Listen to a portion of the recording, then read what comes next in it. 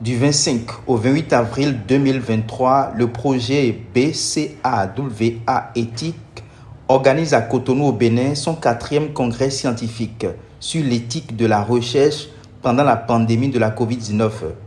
La conférence inaugurale, qui s'est tenue au ministère de la Santé, a réuni plusieurs scientifiques, bioéthiciens et experts en genre africains et européens représentant de pays différents et des comités nationaux d'éthique de la recherche. Ce congrès comporte 7 sessions au cours desquelles nous allons partager nos expériences sur la gestion des comités d'éthique pendant la COVID-19 ainsi que toutes les leçons apprises en matière de mise en place d'un système de management qualité. Nous allons également échanger sur le renforcement des capacités de leadership et de gouvernance des comités d'éthique. La mise en place de réseaux avec les acteurs de la recherche sera également abordée. Nous n'oublions pas un point très délicat et sensible qu'est l'autonomie et l'indépendance financière des comités d'éthique. Nous parlerons également du renforcement d'un outil en ligne de gestion des comités d'éthique et nous terminerons nos partages d'expériences sur l'intégration des dimensions sexe et genre dans la gouvernance et dans la gestion des comités d'éthique. Pendant 3 jours donc, voilà ce sur quoi nous allons abondamment discuter.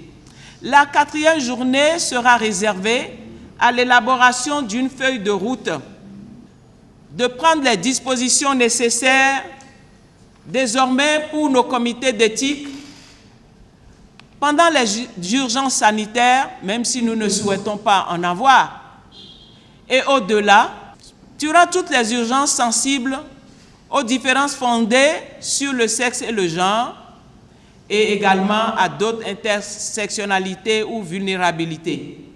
Pour contrer la désinformation et amener le public cible à opérer les choix les plus judicieux, engageant sa propre santé, il fallait entre autres rassembler des informations essentielles de manière fiable et crédible, le plus souvent à des recherches en santé.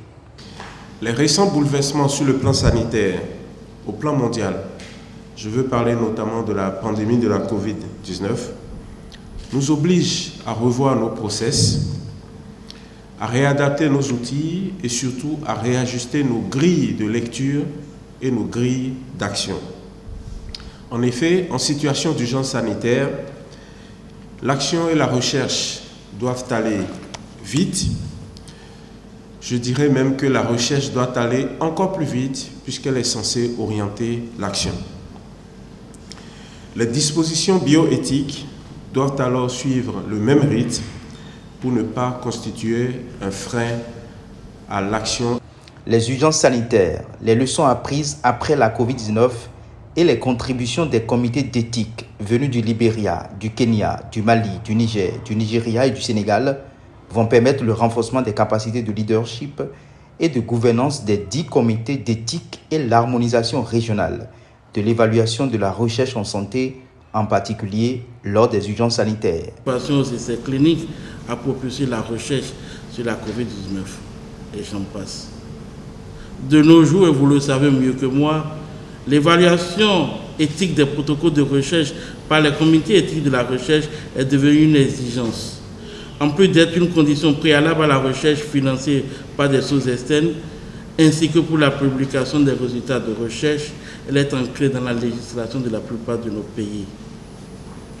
La pandémie a été un facteur déterminant de la mise en évidence des limites structurelles et opérationnelles. Qui dit pandémie dit souvent situation de crise, situation de guerre.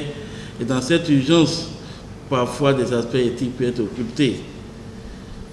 Donc je disais tout à l'heure que la pandémie a été un facteur déterminant opérationnel, critique, auquel ont été confrontés les comités d'éthique de la recherche de nos pays. Il s'agit par exemple de l'utilisation du système traditionnel manuel sur papier, de longs délais d'exécution, l'incapacité à suivre les protocoles soumis, le manque de suivi des renouvellements d'études, l'absence de communication entre chercheurs, administrateurs et évaluateurs. La pandémie a été également un facteur déterminant dans les besoins à combler, dans le domaine aussi bien de la recherche en matière de santé que celui de la gouvernance des communautés d'éthique et de recherche. Espérant que cette pandémie est derrière nous, il est important de partager les leçons apprises sur les problèmes de gouvernance lors de la pandémie de Covid-19 et également d'autres urgences sanitaires, on l'espère pas, mais qui viendront quand même. Passer et donc également les à venir et la place des comités d'éthique de recherche en santé dans la région ouest africaine au cours de ces pandémies. Venu en ce qui concerne le Bénin, le chronogramme des activités financées sur le projet BCA-WA éthique 2 a été exécuté. Ainsi, les activités prévues ont effectivement été mises en œuvre.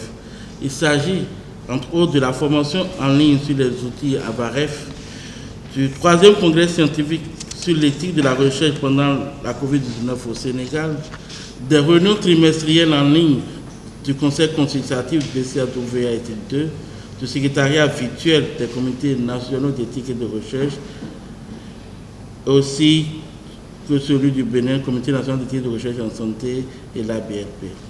Une formation de 12 jours en Espagne, la préparation du programme d'audit en ligne basé sur Moodle et également du loti du Comité national de recherche en santé en ligne basé sur Moodle.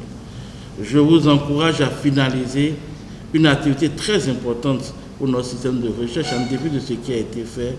Il s'agit de la rédaction des documents dans le cadre du système de management de la qualité du Comité national d'éthique en recherche en santé en vue de la certification ISO 9001 version 2015.